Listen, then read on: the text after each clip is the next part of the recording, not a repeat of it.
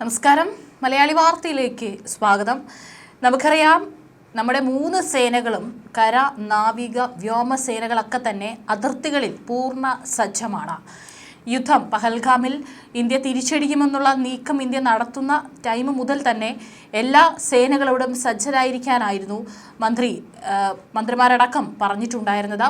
ഏതായാലും ആ നീക്കങ്ങൾ തന്നെയാണ് നടത്തിക്കൊണ്ടിരിക്കുന്നത്. ഏതായാലും ഒരു തരത്തിലും നുഴഞ്ഞു കയറാൻ ഇനി പാകിസ്ഥാനിലെ ഭീകരവാദികൾക്ക് സാധിക്കില്ല എന്നുള്ള പഴുതടച്ച സുരക്ഷയാണ് ഇപ്പോൾ ഇന്ത്യ നൽകിയിരിക്കുന്നത്.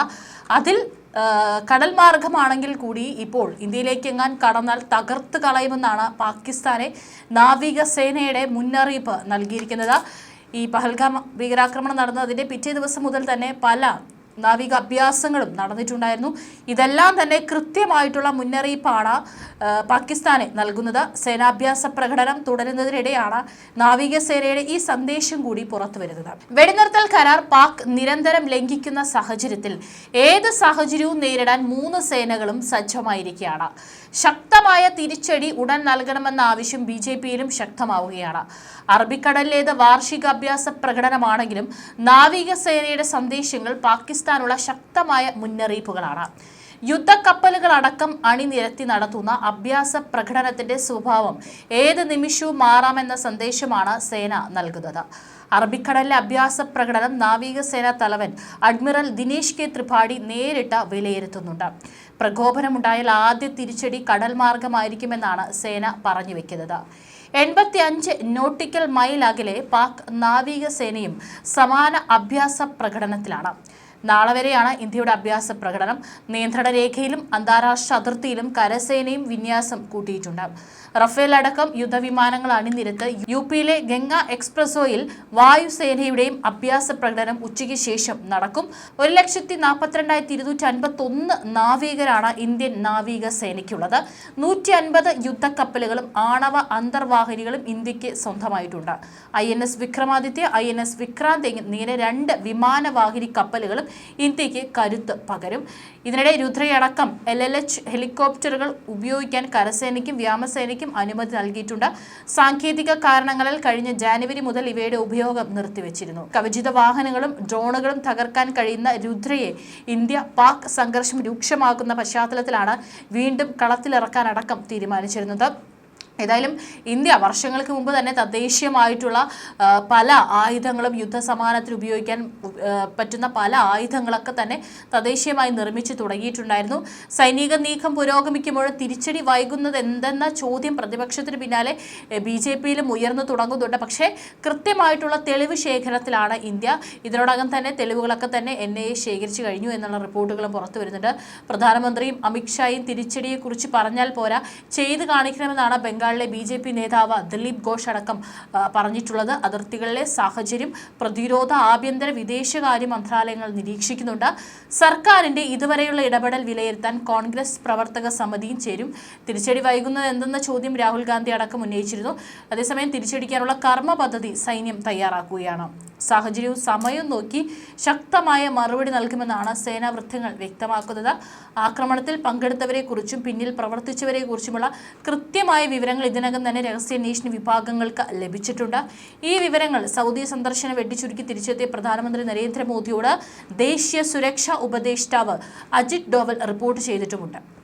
അമേരിക്കൻ വൈസ് പ്രസിഡന്റ് ഇന്ത്യയിൽ ഉള്ളപ്പോൾ നടന്ന ആക്രമണത്തെ അമേരിക്കയും ഗൗരവമായി തന്നെയായിരുന്നു കണ്ടിരുന്നത്. ഇന്ത്യക്ക് ഏത് തരം തിരിച്ചടി നടത്താനും അവകാശമുണ്ടെന്ന നിലപാടിലേക്ക് അമേരിക്കയും മാറിയിട്ടുണ്ട് എന്നുള്ളതാണ്. സൗദിയും UAEയും ഉൾപ്പെടെയുള്ള അറബ് രാജ്യങ്ങളും ഇന്ത്യക്ക് ശക്തമായ പിന്തുണ പ്രഖ്യാപിച്ചിട്ടുണ്ട്. സാധാരണക്കാർക്ക് നേരെ നടന്ന ആക്രമണത്തെ ഒരു കാരണവശാലും അംഗീകരിക്കാൻ കഴിയുന്നില്ലെന്ന നിലപാടിലേക്കും America, Russia, Saudi Arabia, Israel, UAE, Italy, Israel, Iran, Britain, France തുടങ്ങിയ രാജ്യങ്ങൾ മാറിക്കഴിഞ്ഞിട്ടുണ്ട്. ജമ്മു കാശ്മീരിലെ കുപ്വാര, ഉറി, അക്നൂർ മേഖലകളിൽ തുടർച്ചയായി അതേസമയം 9ാം രാത്രിയും പാകിസ്ഥാൻ സൈന്യം നിയന്ത്രണ രേഖയിൽ വെടിനിർത്തൽ ലംഘനം തുടർന്നുകൊണ്ടിരിക്കുകയാണ്. ഇന്ത്യൻ സൈന്യം കൃത്യമായും ആനുപാതികമായും പ്രതികരിച്ചിട്ടുണ്ട്.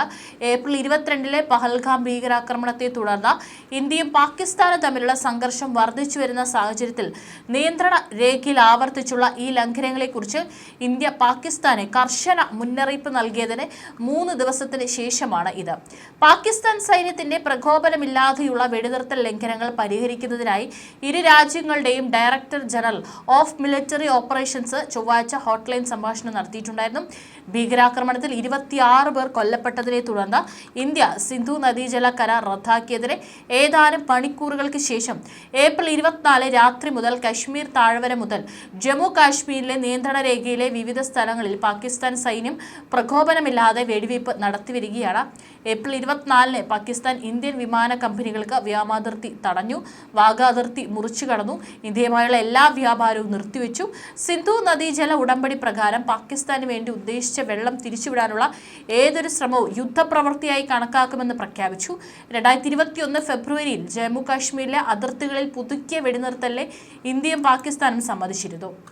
2003-ലെ വെടിനിർത്തൽ കരാറിനോടുള്ള പ്രതിബദ്ധത ഇന്ത്യയുടെയും പാകിസ്ഥാന്റെയും DJOമാർ ആവർത്തിച്ച് അതിർത്തിയിൽ സമാധാനം ഉറപ്പാക്കിയതോടെ 2021 ഫെബ്രുവരി മുതൽ സ്ഥിതി ഗണ്യമായി മാറി. ഇന്ത്യ പാകിസ്ഥാനുമായി മൊത്തം 3323 കിലോമീറ്റർ അതിർത്തി പങ്കിടുന്നുണ്ട്. 3 ഭാഗങ്ങളായി തിരിച്ചിരിക്കുന്നുണ്ട്. ഗുജറാത്തിൽ നിന്ന് ജമ്മുവിലെ അഖ്നൂരിലെ ചെനാബ് നദിയുടെ വടക്കൻ തീരങ്ങൾ വരെ ഏകദേശം 2400 കിലോമീറ്റർ നീളമുള്ള അന്താരാഷ്ട്ര അതിർത്തി. ജമ്മുവിന്റെ ചില ഭാഗങ്ങളിൽ നിന്ന് ലേയുടെ ചില ഭാഗങ്ങളിലേക്ക് 740 കിലോമീറ്റർ നീളുന്ന നിയന്ത്രണ രേഖ. സിയാച്ചിൻ മേഖലയിലെ NG 9842 മുതൽ വടക്ക് ഇന്ദിരാ കോൾ വരെ വിഭജിക്കുന്ന 110 കിലോമീറ്റർ നീളമുള്ള ആക്ച്വൽ ഗ്രൗണ്ട് പൊസിഷൻ ലൈൻ. ഇതാണ് ഇന്ത്യൻ വ്യോമാതിർത്തിയിൽ നിന്ന് തന്നെ പാകിസ്ഥാനിലെ ലക്ഷ്യസ്ഥാനങ്ങൾ ചാരമാക്കാൻ ശേഷിയുള്ള റഫേൽ വിമാനങ്ങളും ഇപ്പോൾ ഇന്ത്യയുടെ കൈവശമുണ്ട് എന്നുള്ളത് തന്നെയാണ്. ഫ്രാൻസിൽ നിന്നും എത്തിയ ഈ ആധുനിക ഫൈറ്റർ വിമാനത്തിന് പാകിസ്ഥാന്റെ രുചി അറിയാനുള്ള അവസരമാണ് ഇപ്പോൾ സംജാതമായിരിക്കുന്നത്. 4th ജനറേഷൻ അഥവാ 4ാം തലമുറയിൽപ്പെട്ട ഫ്രഞ്ച് നിർമ്മിത അറ്റാക്ക് വിമാനമായ റാഫേൽ വിമാനങ്ങളിൽ ഇരട്ട എഞ്ചിനുകളാണ് ഉള്ളത്. കൂടാതെ ഇവ ആണവായുധം വഹിക്കാൻ കഴിയുന്ന സെമി സ്റ്റെൽത്ത് പോർവിമാനങ്ങൾ കൂടിയാണ്. 3 സിംഗിൾ സീറ്ററുകളും 2 ഇരട്ട സീറ്റുകളുമുള്ള ഈ വിമാനങ്ങളുടെ വിവിധ മോഡലുകളാണ് ഫ്രാൻസ് ഇന്ത്യക്ക് കൈമാറിയിരിക്കുന്നത്. Air to air Meteor, air to ground SCALP, hammer മിസൈലുകൾ എന്നീ മാരകമായ ആയുധങ്ങളാണ് റാഫേലിൽ ഘടിപ്പിക്കാൻ കഴിയുക.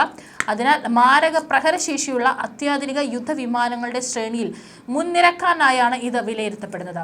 37 കിലോമീറ്ററോ അതിൽ കൂടുതൽ ദൂരമുള്ള വസ്തുക്കളെയോ നശിപ്പിക്കാൻ കഴിയുന്ന മിസൈലുകളാണ് ബിയോണ്ട് വിഷ്വൽ റേഞ്ച് മിസൈൽസ്. ഏതായാലും അത്യാധുനിക സൗകര്യങ്ങളുള്ള മിസൈൽ സംവിധാനങ്ങൾ അടക്കം തന്നെ ഇന്ത്യക്കുണ്ട് എന്നുള്ളത് തന്നെയാണ് ഈ യുദ്ധ സാഹചര്യത്തിൽ പാകിസ്ഥാനെ വീണ്ടും ഭീതിയിൽ നിർത്തുന്നത്.